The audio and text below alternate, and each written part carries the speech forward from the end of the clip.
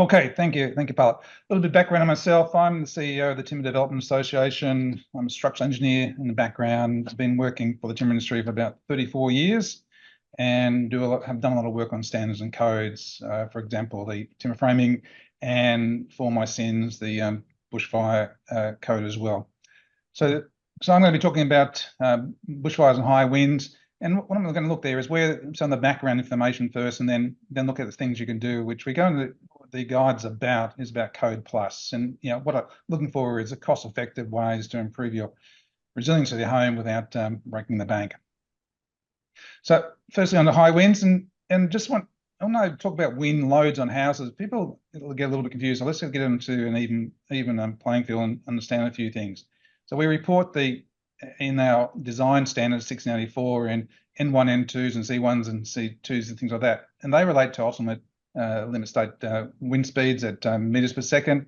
But most of us actually understand it in kilometers per hour. So you can see that, for example, a traditional N2 house at 40 meters per second is about 144 kilometers per hour wind.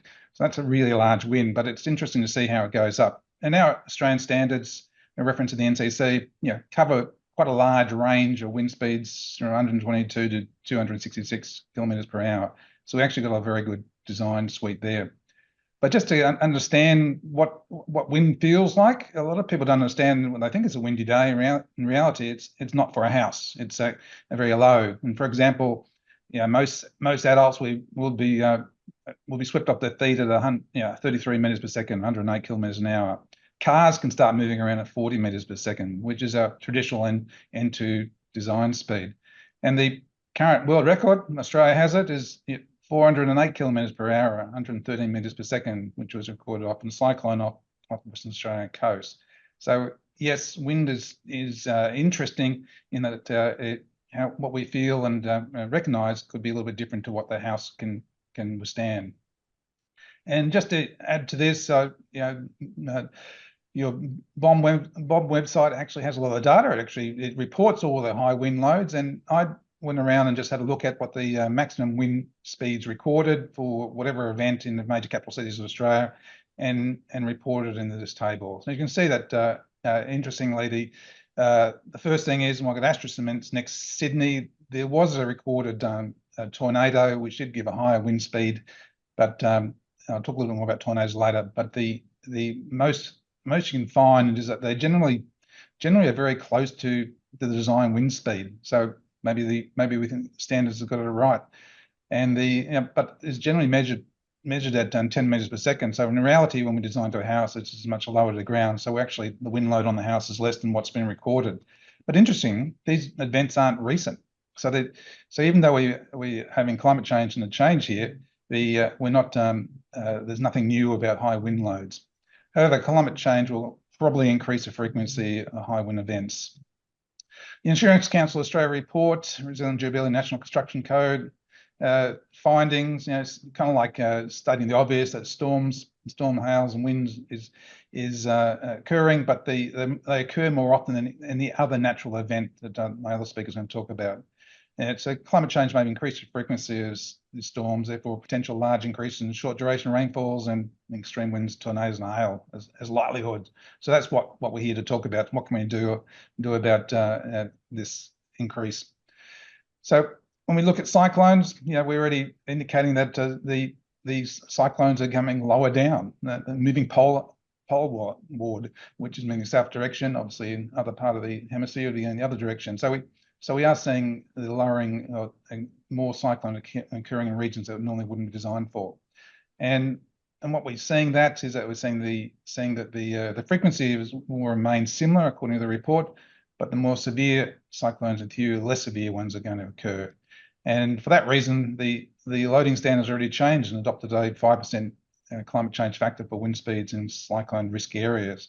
So you can see the standard itself so changing, but one thing about standards is they do take a long time, and there's things that we could do now, and because we're building houses for 50 years, so instead of waiting for the standard change, we can actually improve our houses to future-proof things. And cyclone paths, we can see here, they occur all over Australia, and they do go south. Tornadoes are an interesting one. Tornadoes do occur in Australia. We're about 30 to 80 recorded per annum. And the most recent one just recently in the southern parts of Western Australia. And you can see by the picture there, not strong enough to blow a fairly lumpy steel beam. And then they can vary high wind speeds up to 300 kilometres per hour, as we saw from the record that was again in Western Australia.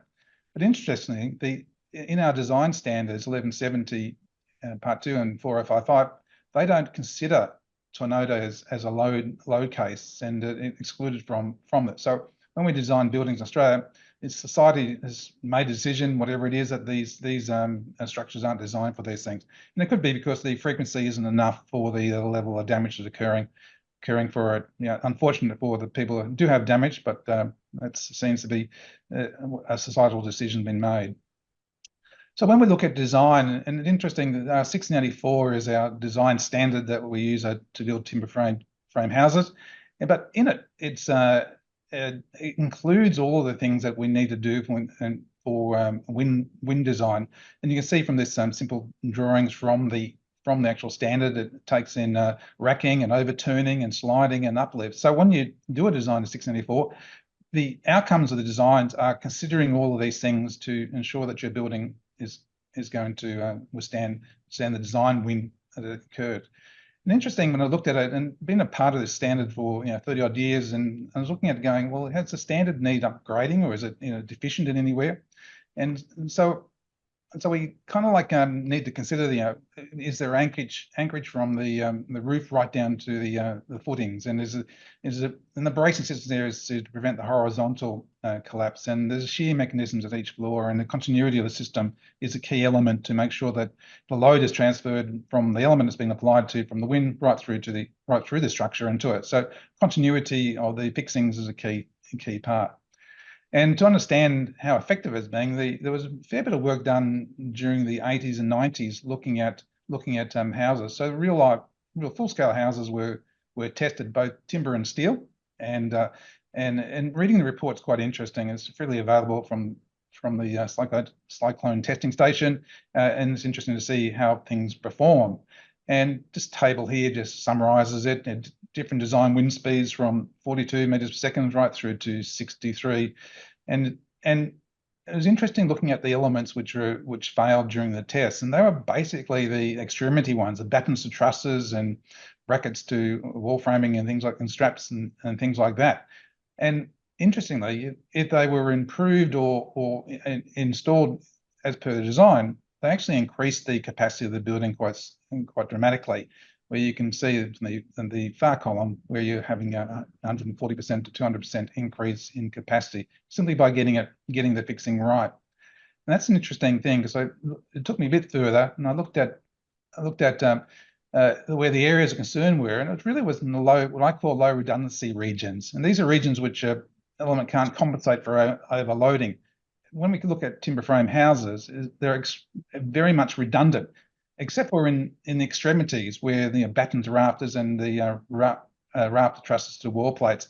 Yeah, as you go down through the structure, you get the other elements in the building, such as wall cladding and ceilings, things compensate for, and the external walls compensate for maybe deficiencies in the fasteners and continuity.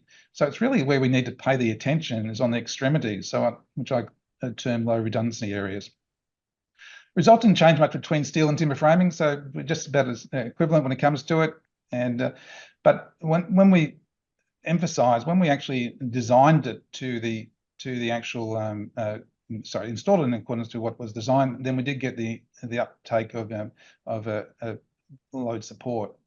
And that led me to thinking about what really is the issue and this was really much summarised in this report by a Royal Commission on Natural Disasters, and looked at basically that we are getting poor install occurring, and that's what is the area, and it's both for timber and steel framing. And so really the issue to me is not actually the design that we design our buildings to, is actually the compliance. So if we increased our compliance, we probably will have less issues later on. And we're seeing that with our older stock of buildings which aren't haven't been designed to our current standards, don't perform as well as the modern stock of buildings. So in improving uplift capacity and the low redundancy framing elements, there's your battens and trusses and rafters to plates. One option could be, and this is your code plus consideration, design for one wind region higher than designed to. So if it's designed to an N2, then make the structure an N3 resistant, and that increases capacity by about 25% and gives you a bit of resilience. Another option is to design the entire roof for the edge capacity, so that the 1200 millimeters from edge is required to have a higher uplift capacity. We'll design the entire roof, and that gives you 60 to 80% increase in capacity, and it also future-proofs for you putting PVs onto the roof at a later date, so you don't need to go and upgrade your fixings and fasteners when you put photovoltaics in. And the third option, is just changing the nail type. So if you're required to use a plain shank nail, then by just using deformed shank nail, then you're doubling the capacity of the nail. So it's a simple thing which is very cheap. To just, instead of using plain shank, just use deformed shank. And with your deformed shank as part of your design, then maybe use a screw or put an extra nail into it. So these are very simple ways of increasing your capacity, and more so with the extremities area. A little bit of advice for the certifiers: during your frame inspections, concentrate on the fixings and fasteners. These extremities, so they're particularly needed, and we might also careful of the consequence of failures compared to the building element, and is less, but the consequence of a building fixing failure is very high. You could lose an entire building, and that's seen with this particular chart here. So for further reading, I'd suggest get to the WoodSolutions Guide number 40. It talks about wind resistance. Now, just a quick look at bushfires. And the Insurance Council found that there was 1.4 million houses exposed to bushfire-prone areas, and 90% of the bushfire damage occurs from embers. And the construction standard may not be resilient in all the factors that contribute to property loss. And that report we talked about before said improve ember attack for houses more than 100 metres from the vegetation, separate distance between buildings, type of materials to be used, and location of the retaining walls and fences as a consideration, as well as fire-resistant water tanks. So the primary concern, the standard we use is 153959, and what's its goal is to better withstand attack from bushfires, give measure of protection to the building so the occupants can wait out in it while the fire front passes. So it's not actually about, it's about life safety, 3959. It's not about protection from the building or the building withstanding the fire. So it's minimising damages from the effect of bushfires, but it's not going to guarantee that it's going to survive a bushfire. So the prescribed requirements is caused by burning embers and radiant heat is what it's been designed to do. But it's interesting with the climate change, it's not going to change the intensity of the fire unless the vegetation changes due to climate change or the vegetation comes closer to the building. So, but there'll be an increase in the event. So just what can you do for code plus type activities? Well, you can just design one level up like we did for the wind. And you require, and you are not required to do any bushfire construction, but you're in a bushfire prone area, maybe consider just ember proofing your house. And that's the lowest level of activity, but it's, we saw before 90% of what causes the damage. And so further on the code plus, maybe make the insulation do double duty. For example, a stone wall insulation, it's permeable and hydrophobic. It provides also fire resistance and insulation. Know that because I'm doing some work on it at the moment. So if we wrap our entire building with a coat of a stone wall, then we can actually increase, have a fire resistance. It's almost like a flame zone criteria, simply by making the insulation, the careful selection of the insulation, which is also fire resistant.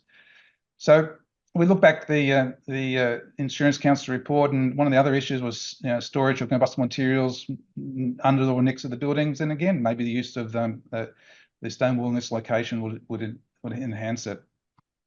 And where exposed timbers are used, maybe consider using a bushfire resistant timber, even though it may not be required, or the more modern fire retardant timbers. They're now up to a fire retardant that's now can below about 40. And this is a fire test results from flame fix, and you can see here that the wood after the exposure to about 40 level, Shushiki band type of treatment, probably could reuse it because it's looking pretty similar to what architects might actually desire for a house look anyhow. So these things are available on the market and recommended to use them. So in conclusion, when considering increasing the resilience of houses and bushfire, generally depends on the structure distance from the fuel source. Maybe the cheapest option is move the fuel away from the structure. It's always avoid the accident instead of surviving the accident type of thinking. And however, if it's not possible, wrap the house in a stone wool, and bushfire resisting timber or fire retardant timber is probably the next best activity to make sure you get code plus type of resistance. And again, there's a WoodSolutions guide on this one. It's currently under revision because the standard has recently changed, but it's well worth going. If you haven't got it updated lately, just go and check to make sure you've got the most recent version. So Paolo, that's me. Thank you very, very much, Andrew. Perfectly on time. And there is another interesting example of a timber home that resisted an actual bushfire into Guide 56. So have a look at the guide as well, which is what we are introducing today. So without further ado, I'll pass it on to Clive Bapi from James Davidson Architect. So you, Clive, please share your screen. Thanks, Paolo. Thanks, Andrew. That was much more technical than mine's going to be. My name's Clive Bapi. I'm an architect and associate at JDA Co, based in Brisbane. Thanks to Paolo for inviting us on this great project. I'll just give a brief snapshot on what JDA's background is in the flood disaster and resilience space and what learnings we've sort of brought to this guide. And towards the end, hopefully I can get through a case study that we've worked on. So just for some context, Brisbane is the most flood impacted area in Australia with almost $300 million in annualized damages and 280,000 people currently living in a floodplain. So we sort of started in 2011 in our interest in this space after the major floods. They basically showed us how unprepared our city was for major flood events. So from 2011, through Emergency Architects Australia, which is a non-profit, JDA began running pro bono building assessment programs for uninsured homeowners across 34 suburbs in Brisbane, Ipswich, and Somerset. We undertook over 250 individual assessments and assisted in community awareness that affected over 1,000 homeowners. The learnings we got out of this was seeing that damage firsthand and speaking with people directly affected by the disaster. And that was immeasurable, like the information that we learned and the impact that it had on our future research. So after 2011, we were fortunate enough to have a few private residential clients living in floodplains that we were able to take these learnings and about materials and construction systems and apply them into real projects. And through that, we've had success in lowering insurance premiums for these clients by up to 50%. So just flicking through a few of our projects. Using steel marine ply and experimenting with removable cabinetry, having flush sills with full height openings at the ends to make it easy to clean out, flush door sills. This is us experimenting with a sort of sandwich type VJ wall system. And simple things like permeable screening to help water flow through easier. Through this learning, we were able to work on a few guides with local councils and state governments. And through the state government guides, we've been able to sort of create a library of construction details for walls and floors for both new builds and retrofits. On top of the guides, we've also worked on various local council and state government programs. So in 2018, together with Brisbane City Council, we started the largest residential flood resilient project ever carried out in Australia. We were able to assess 286 properties in flash flooding paths and improve their flood resilience. So the program basically funded $50,000 per property to improve through retrofitting. And yeah, we were involved from assessments all the way through practical completion. Keep in mind, this program was before the 2022 flood, so it was a very much proactive approach.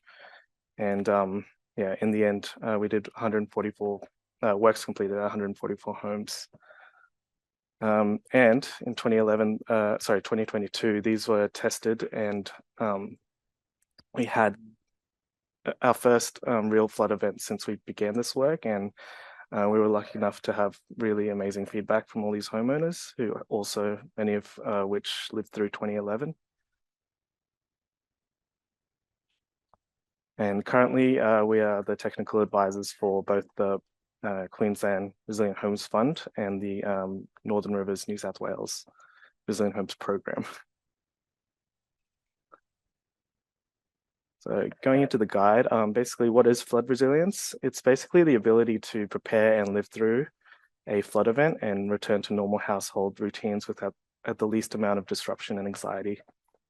So flood resilience is the use of materials, construction systems, and design types that can withstand substantial and multiple inundations by actively mitigating the effects of and minimizing the costs of flooding.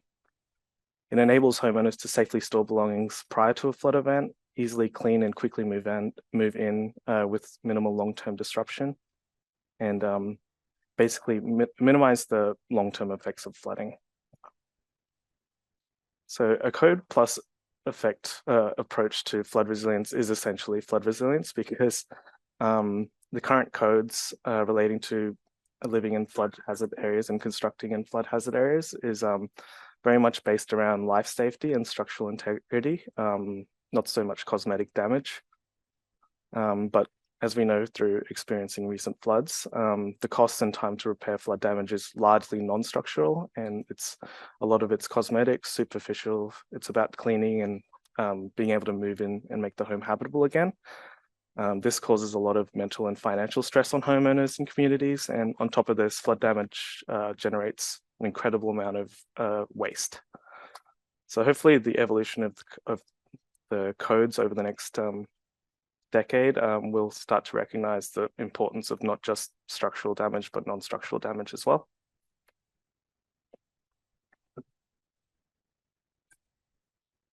So there's sort of three approaches to flood resilience. There's wet proofing, which is basically using materials and construction systems to enable floodwaters to enter and leave without causing significant damage. Another approach is elevation. So basically just building higher, having a higher floor level is the most holistic version of that. But there's also things just like raising power points and having services mounted on the walls. And then there's dry proofing, which is something we typically don't recommend in Australia. It's essentially damming the building envelope so that water can't get in. The reason we don't recommend it is it relies on a single point of failure. So, and it also relies on that product. So if the installation isn't faultless, or the hydrostatic forces aren't calculated right, that will fail and the whole house will flood. So this guide really focuses on wet proofing and elevation. It's broken down the flood resilience into 5 principles: allowing the building to dry out quickly, prevent water from entering the floor and wall cavities, using flood resilient materials, raising and protecting essential services, and allowing water to flow through to speed up the drying process. So allowing the building to dry out is essentially, timber buildings are already really good at breathing. They dry out quickly generally. So it's about enabling that better by sort of having linings that are removable, or removing cavities altogether, installing wall vents, really simple things that you can do more of if you live in a floodplain. For sort of stud framing on a raised floor, having sort of ways that the wall can drain out through holes in the bottom plate. Another way to do that is also just avoiding floor and wall cavities altogether with single skin walls where you can internally, avoiding areas where you usually have a room like under a stair or where you have closed rises where water does get stuck after a flood and it's actually really difficult to clean out. Things like ceiling linings, when you can avoid them, just ceilings are a nightmare. When the flood gets that high, that whole thing is ruined. So if you can avoid that, and things like where water can get into cavities, like a sliding cavities door, that's just an easy one to replace with a face of wall slider or a swing. Using flood resilient materials. So this is a huge section, obviously. I'll try and get to it quickly. With timber framing, a lot of it is about having low hydroviscosity timbers, such as high density hardwoods and cypress. When you are using softwoods, like when you're retrofitting an existing plantation pine stud, having mold resistant finishes and boron treatments, and yeah, just having timber that won't absorb moisture for so long that it'll get mold.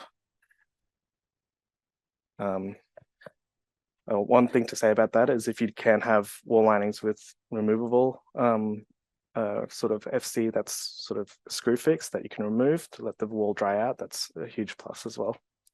Wall linings is really simple. Don't use plasterboard if you're in a floodplain. It's horrible. Use cementitious boards, durable timber claddings, and exterior grade plasterboard. For cabinetry is one of the most expensive things to replace, because if a kitchen floods even just 100 or 200 mils, the whole kitchen's basically going to buckle and be ruined. Yeah, using well-sealed marine ply, high-density fiberboard that's well-sealed, and products like compact laminate, always really good solutions for that. Internal doors are typically hollow core, which means they have a honeycomb interior, which as soon as it floods for more than an hour or so, it's going to buckle at the bottom and peel, like that image on the left. So solid core doors, the type you typically use externally, are great for flooding. The other thing you can do is do lift off hinges. So if you do have time to prepare for a flood, you can take those doors out. Floors, really obvious one, don't use carpet. Don't use underlays that are particle board based or OSB substrates, because they will, once wet, ruin the floor lining no matter what.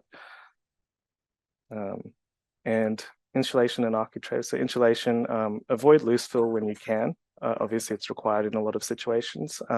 When you do have to use loose fill insulation, try and get removable wall linings, screw fixed FC, so that it can dry out, or understand that the insulation is sacrificial, so you can remove it without destroying the wall linings.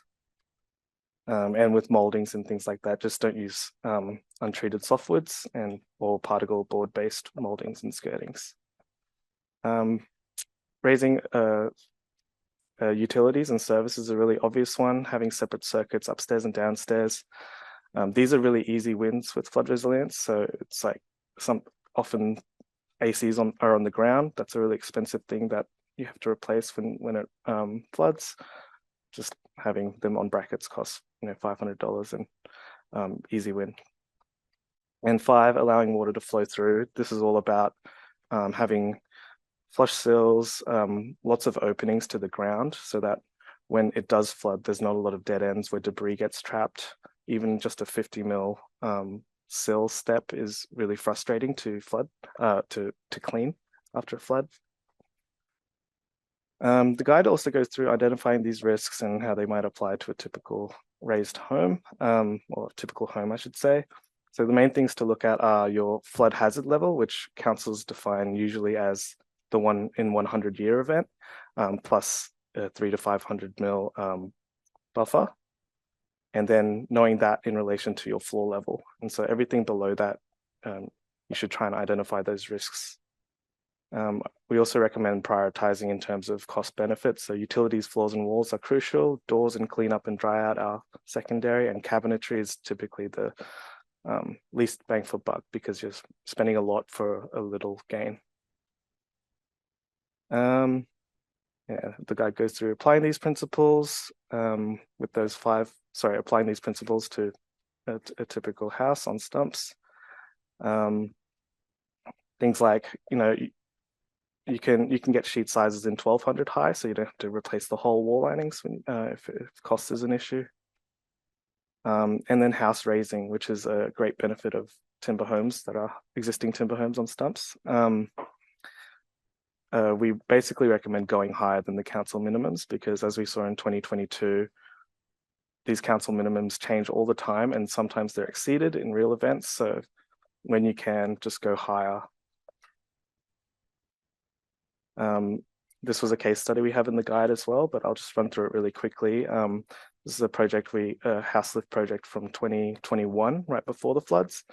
We actually went a meter higher than the minimum habitable floor level set by council, and 2022 floods actually went to 500 mil higher than the minimum habitable floor level. So luckily we raised it. We took an additional contingency, and it paid off in this case. Just quickly, things to consider with house raising: local council height limits, impact on streetscape, where you get ridiculous scenarios like this. Accessibility is a big one. So if you have people with access issues, the higher you go, the more difficult that's going to be, as well as the cost of stairs is pretty exorbitant. And things like practicality. So when you have a split level, know that you might have to demolish that lower level. And acceptance of risk is really important, just generally in flood resilience. There has to be an acceptance of risk because floods are so unpredictable, and cost and timing.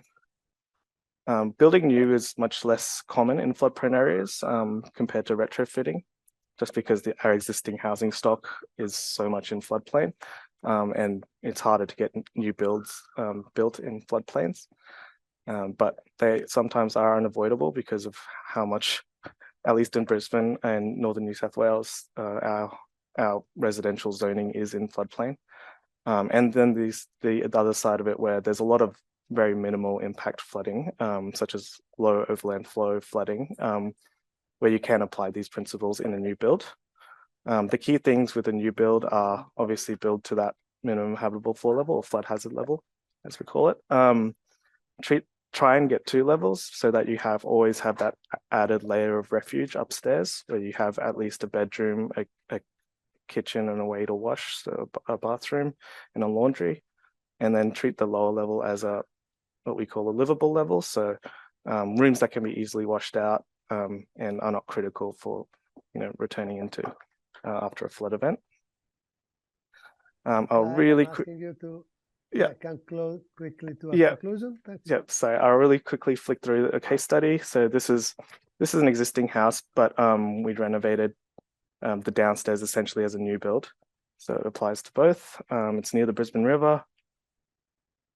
It's for a young family with 2 bedrooms downstairs. Quickly go through. We planned it so that there were no dead ends, openings to the floor in every room with louvers. Large openings where we could get them, removable bottom risers on the stairs, flush sills to make it easy to clean out, solid core doors internally. We also used for the first time a product called Earth Friendly Concrete, and polished it for the first time, I should say, residentially. And the external timber wall design, we flipped the studs on the noggings on their side, so that everything was about 50 mil to suit this XPS insulation. So we basically created a sandwich panel to get the aesthetic objective of a single skin Queenslander VJ. So this shows that. Noggings on their side. This is the XPS insulation. And then that's the finished product with the solid gum, spotted gum hardwood cladding on the outside. So you get that VJ look. Internally we used AAC concrete panels, avoid loose furniture, raise your services. That's it. Thank you. Thanks. Fantastic. Well done, Andrew and Clive. Some great insights in those presentations. Thank you. My name's James McIntosh. I'm the Senior Manager of the Sedgwick Building Consultancy Division, which incorporates forensic engineering, consultancy, quantity surveying, project and tender management. Can you move on, please, Paolo? The services that we provide industry and government portfolios we've been providing these services for the insurance industry, particularly in catastrophe situations, for a number of years now. Thank you, Paolo. Okay, so this is page 9 of the Resilient Homes Design Guide, number 56. You'll see there listed 1 to 10, the major or the biggest events: cyclone, flood, fire, storm, in the history of our recordable Australian events. Catastrophe number 5 there, you'll see Southeast Queensland, New South floods of 2022 was a $6 billion event. It's the largest flood event that we've experienced. However, from our experience, both the Townsville floods of 2018, the Brisbane floods of 2011, similar to the 2022 event in Brisbane or Southeast Queensland and New South Wales, those were the 3 major events that we feel became the catalyst for everyone looking at resilience a little bit different around the effects of flood. So I think whilst Townsville and Brisbane 2011 certainly weren't as big as the 2022 events, they certainly were driving change amongst the industry in terms of how we time and time again come back and rectify these properties that have been affected by flood. Thank you, Paolo. So let's have a look at some ICA data. The 2022-2023 period, we talk about in the industry, there was 13 major events. There's 8 on your screen there that were all significant events. You can see there Cat 221, Southeast Queensland, New South Wales flooding was a $6 billion event, both across personal lines, which are personal lines of insurance, which is your consumer, your typical homeowner properties, and then there's the commercial as well. So right across both sectors, significant events nonetheless. So it's a significant amount of capital that these insurers are paying time and time again. Thank you, Paolo.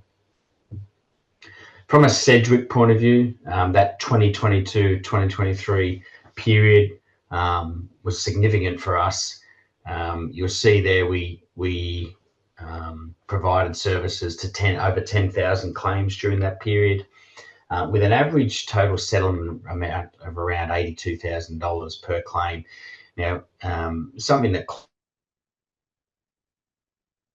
to there around a lot of the flood damage is cosmetic, if you like. It's contents, it's cabinetry, it's linings, it's finishes, it's those sorts of things. There isn't typically a lot of structural damage, but nonetheless, it's a significant event in the overall costs. The other thing I wanted to hone in on there is particularly the average claim life of 220 days for these properties. So when you think about the anxiety, the changing emotions, the uncertainty that goes with having your property affected by flood for after the event, on average 220 days, you've got temporary accommodation, you've got livelihoods completely disrupted. If you're, for some of those commercial properties, whether retail or industrial purposes, you've got business interruption there. Obviously, that's having an emotional effect on business owners. So 220 days on average to repair a property as a result of flood. Obviously, that's having a huge impact on consumers, the community. It's also having a significant impact on insurers when you consider the temporary accommodation costs, in addition to the average cost of $82,000 for reinstatement works. You've got the additional cost of temporary housing as well. Thank you, Paolo. So I want to focus on a document that was produced in 2022, which I thought was a good one in terms of flood by the Insurance Council of Australia. It talks about climate change and the flooding and future risk. Now, I think there was 6 or 8 top takeaways out of this inquiry. I want to focus here on 4 of them, the top 4. You'll see there, number one, flooding from river flooding and high intensity rainfall is one of the costliest extreme events in Australia. Number two, there has been an observed increase in the intensity of heavy rainfall events in parts of Australia, with rainfall intensity projected to continue. Number three, modern day land use planning settings and associated building controls do not adequately protect property from flood risk. So I want to focus on those three and the fact that they are all indicating the risk of flood is increasing. Therefore, the risk of communities being affected, insurance companies being affected in terms of how they can continue to provide value for money policies are all increasing in terms of their risk. Number four, the current building code does not consider building resilience to flood risk. That's about regulation and reform. So we've got three major takeaways, the top takeaways, if you like, telling us that this is not declining. This is a problem that is going to continue to increase. And we've got some challenges around regulation and reform as it relates to flood resilience. Thank you, Paolo. I'll give a practical example here around compliance regulation. You've got a new home that's obviously subject to building approval, whether depending on which state you're in, certifier or building surveyor involvement. It needs to, the design and the construction needs to comply with the NCC Volume 2. There's also an additional amount of Australian standards, allied standards that are relevant to the construction of a Class 2 property. You've got the initial design documentation that's prepared and agreed to agreed to prior to turning soil. Okay, so all that design documentation is prepared before we move forward, and then the construction continues. And then you've got those routine inspections that happen throughout the life of the property being constructed. You compare that to a property that's then been flood affected, where there's no building regulation or a set of documentation other than design guides that the industry can rely upon to understand the minimum acceptable method of repairing that property. In fact, the insurance policy itself is telling us that it needs to be considered on a like-for-like basis. So for years now, when I say we, it's a collective term in terms of the insurance industry, turn up time and time again in the past to create a like-for-like reinstatement on a property, because that's what the policy responds to ultimately. And then from a new home point of view, the NCC doesn't provide specific design guidance around the avoidance of a flood like it has over the years through reform with cyclone wind events, if you like, and bushfire. Thanks, Paolo. So in terms of our contribution to the design guide, three particular events that jump out at us. There's obviously more in relation to flooding, but these were three that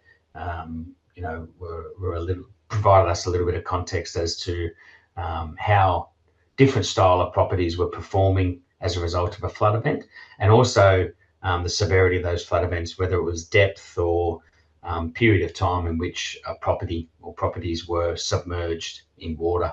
So they're the three events here. I might do a little bit of a case study on. Thanks, Paolo. So the River Murray flooding early in 23, it's referred to as a dry weather event, i.e. there was no major rainfall in this area. It was all downstream river flows that completely submerged communities that were, around the meander bank of the Murray River. There was weeks of prior notice. Everyone knew the flow of the head of water was making its way down the river. They had the opportunity to vacate and get most internal contents and possessions out of the danger zone. But of course, the properties were left, and they had periods where some properties were completely submerged for 3 months as a result of that head of water making its way out to the ocean. Thanks, I need to keep you on time, so I will help you. Yeah, thanks. Yep, sure. You have 3 minutes. Yeah. No worries at all. I'll get through it. So look, the first case study here is obviously a radiata pine. As expected, when submerged for extended period of time, you got significant deterioration. Next slide, please, mate. A treated pine, H3 wall, relatively unaffected, but you can see some corrosion starting to form to steel components. Thank you, Paulo. Again, linings, Clive touched on it, plasterboard linings and insulation. There's a hollow core door there as well, so performing as you'd expect when submerged. Thanks, Paulo.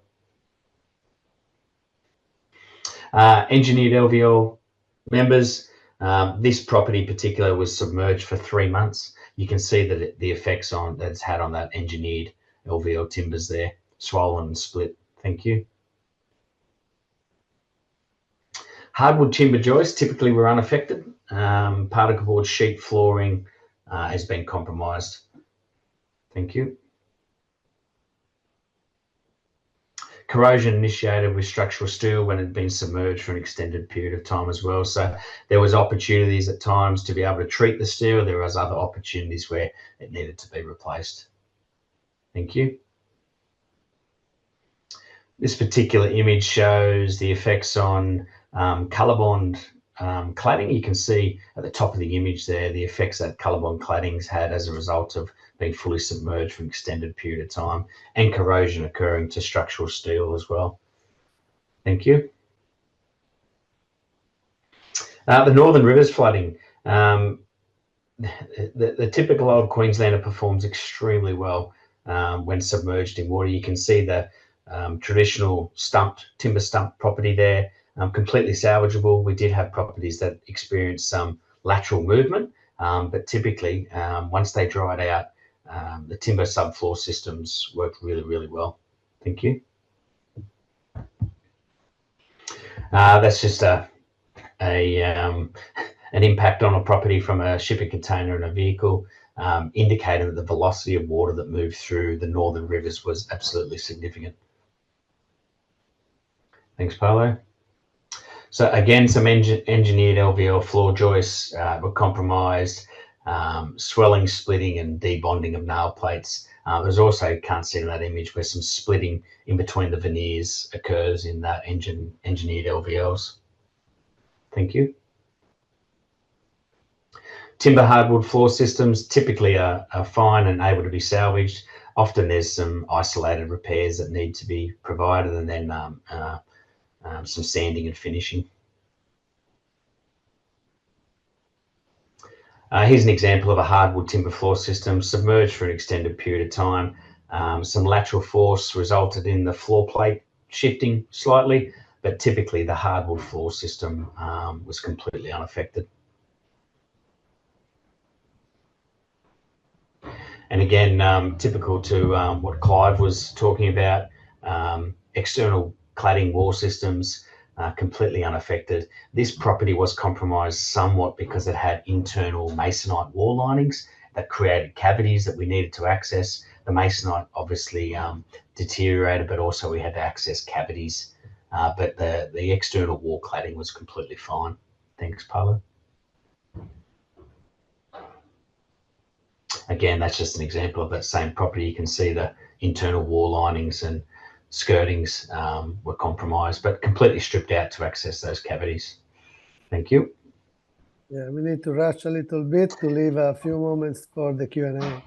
That's fine. I'll spend 30 seconds on these next two slides. The Townsville event, typical slab on ground masonry construction, completely different set of circumstances to the previous events, the River Murray and the Northern Rivers. Move on, please, mate. Low level water inundation. You can see there the door threshold impeded water flow or cleaning of that area, unlike the slide that Clive demonstrated where you had a flush threshold at the door. We also had surcharge of sewer in these properties as well. This was a new estate, and every property was subject to sewerage overflow. Thank you. The pleasing thing was masonry walls. Obviously for the climate up there in Townsville, the uplift component that masonry walls provide.